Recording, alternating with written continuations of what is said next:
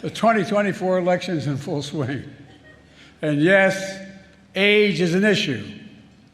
I'm a grown man running against a 6-year-old. I had a great stretch since the State of the Union, but Donald has had a few tough days lately. You might call it stormy weather.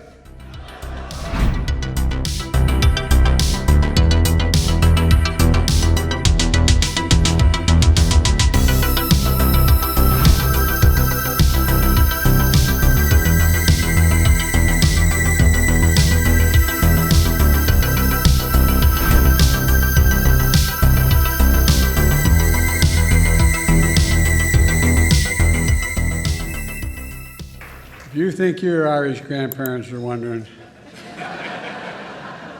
my great-great-grandparents that came here in 1846, and went, what in the hell's going on? I want to thank you for the warm welcome, but please, not so loud. Donald was listening. Sleepy Don. I kind of like that. I may use that again. Kelly O'Donnell, President of the White House Correspondents Association, thank you for having me. Thank you, sir. But Kelly O, let's be honest, you're way too young to be president. It's been a year since I delivered this speech, and my wife Jill, who's with me tonight, was worried how I do. I told her, don't worry, just like riding a bike. She said, that's what I'm worried about. Of course, the 2024 election's in full swing. And yes, age is an issue. I'm a grown man running against a 6-year-old. Well, I feel great. I really feel great. I'm campaigning all over the country. Pennsylvania, Georgia, North Carolina. I've always done well in the original 13 colonies. And speaking of history, did you hear what Donald just said about the major Civil War battle? Quote, Gettysburg, wow.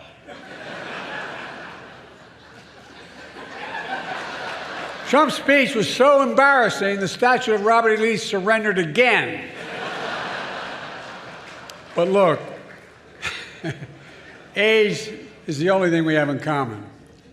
My vice president actually endorses me.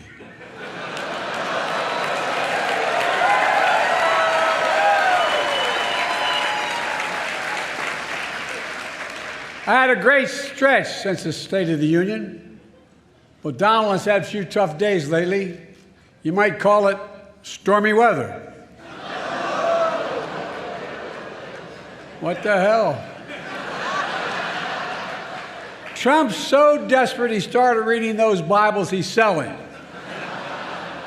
Then he got to the first commandment. You shall have no other gods before me.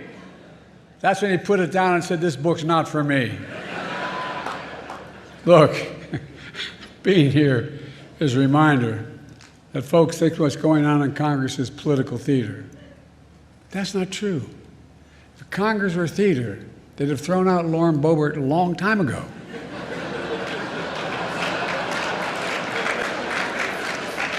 Now, to all my friends in the press and Fox News, some of you complain that I don't take enough of your questions. No comment. Of course, the New York Times issued a statement blasting me for, quote, active and effectively avoiding independent journalists. Hey, if that's what it takes to get the New York Times to say I'm active and effective, I'm for it. It's okay.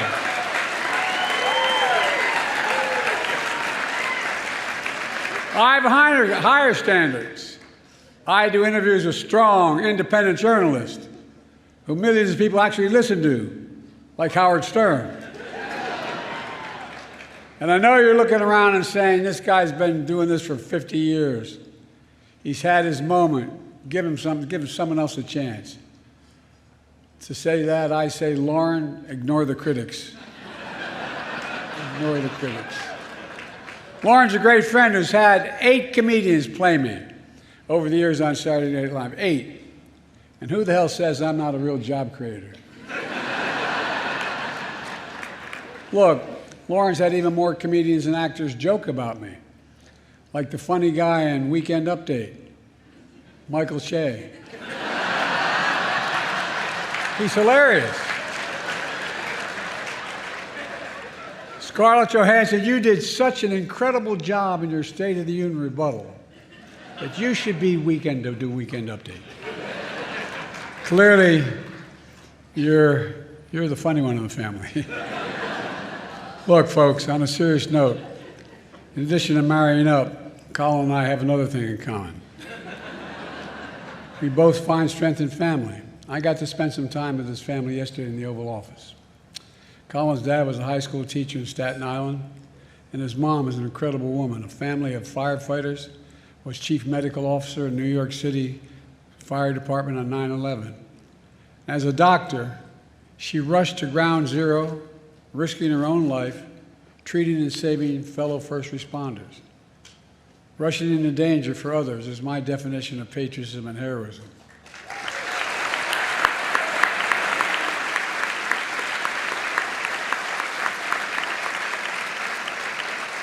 And so is what all of you do when you report truth over lies.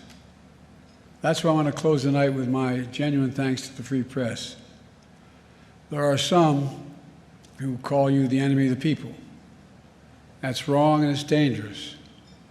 You literally risk your lives doing your job. You do.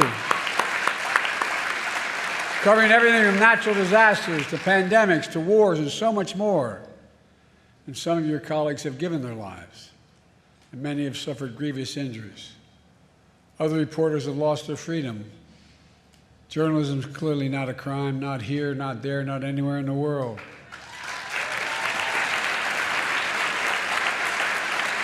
And Putin should release Evan and also immediately. Just we're doing everything we can. We're doing everything we can to bring home journalists, fellow journalists, Austin, and all Americans like Paul Whelan, who wrongfully detained all around the world. And I give you my orders to Biden. We're not going to give up until we get them home. All of them. All of them.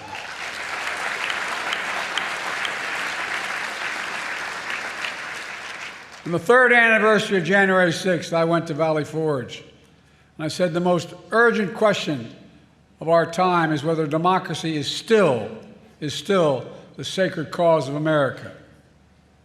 That is the question the American people must answer this year. And you, the Free Press, play a critical role in making sure the American people have the information they need to make an informed decision. The defeated former president has made no secret of his attack on our democracy. He said he wants to be a dictator on day one, and so much more. He tells supporters he is their revenge and retribution. When in God's name have you ever heard of another president say something like that? And he promised a bloodbath when he loses again. We have to take this seriously. 8 years ago, you could have written off it as just Trump talk, but no longer, not after January 6th. I'm sincerely not asking of you to take sides, but asking you to rise up to the seriousness of the moment.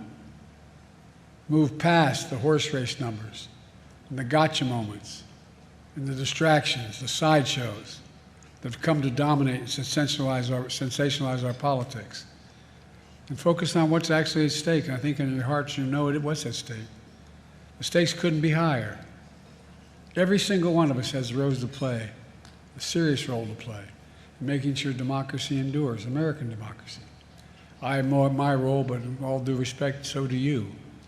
In the age of disinformation, credible information that people can trust is more important than ever. And that makes you, and I mean this from the bottom of my heart, makes you more important than ever. So tonight, I'd like to make a toast. To a free press, to an informed citizenry, to an America where freedom and democracy endure. God bless America.